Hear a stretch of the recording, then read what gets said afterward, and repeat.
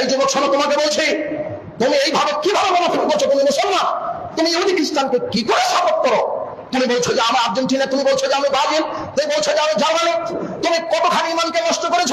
তোমার বাড়ির ছাদের উপরে ইহুদি খ্রিস্টানের দেশের পতাকা থাকবে কেন? তুমি মুসলমান, তুমি কি বোঝো ইহুদি খ্রিস্টান কি জিনিস? তুমি কি জানো আর্জেন্টিনা ব্রাজিল কি জিনিস? আমি সবচেয়ে বড় কষ্ট পাই, তুমি এত বড় মুনাফিক। আমার বক্তব্য শুনে বলো আমি ইহুদি খ্রিস্টানের দালাল। তুমি যে মুখে আমাকে ইহুদি খ্রিস্টানের দালাল বলো, তুমি সেই শরীর নিয়ে, অঙ্গ নিয়ে, সেই চেতনা নিয়ে তুমি ইহুদি খ্রিস্টানের জাতি করে করে বলো, আর তুমি আমাকে ইহুদি খ্রিস্টানের দালাল বলো, অথচ তুমি অত ইহুদি খ্রিস্টানের দালাল হয়ে তুমি বসে আছো। তুমি তো নিজেই ইহুদি খ্রিস্টানের দালাল।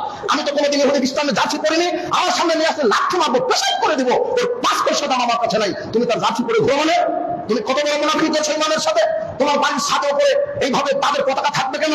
তুমি কি ইহুদি খ্রিস্টানকে চেনো? আরে আল্লাহ ঘোষণা করেছেন কোরআন মাজিদে, আয়াত তোমাকে পড়তে হবে, তোমার জাতিকে পড়তে হবে। সূরা মায়েদার 82 নম্বর আয়াতে বলছেন, লাতাজিদান্না আশাদ্দান নাস আদাওয়াতান লিল্লাযিনা আমানু ইয়াহুদা ওয়াল্লাযিনা আশরাকু। সারা পৃথিবীর মানুষ মুসলমানদের সবচেয়ে বড় শত্রু তার মানে ইহুদি। বলো তো কে? আল্লাহ বলছেন মুসলমানের সবচেয়ে বড় শত্রুকে? ওটা হলো আর্জেন্টিনা, ব্রাজিল, জার্মান, ওরা হলো ইহুদি, ওরা হলো খ্রিস্টান। সবচেয়ে বড় শত্রু ইহুদি খ্রিস্টান, এই কথা আল্লাহ বলছেন। ওরা মুসলমানের শত্রু, ওরা ইসলামের শত্রু, ওরা নবীর দুশমন। এই যে তোমার ওই ফিলিস্তিন ইসরায়েল যুদ্ধ হলো, খুব তুমি বললে যে আমরা ফিলিস্তিনের জন্য দোয়া করছি।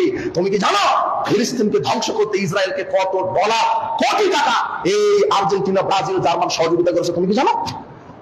আশ্চর্য কথা। ওরা চায় মুসলমানকে নিঃশেষ করতে, মুসলমানকে ধ্বংস করতে। তুমি তাকে সাপোর্ট করো কি করে? ওরা ইহুদি, ওরা খ্রিস্টান, ওরা মুসলমানের দুশমন, ওরা ইসলামের দুশমন, ওরা নবীর দুশমন। ওরা তোমার নবীকে গালি দেয়, তোমার নবীকে তারা বলে ওটা হলো বাতিল, ভুয়া নবী।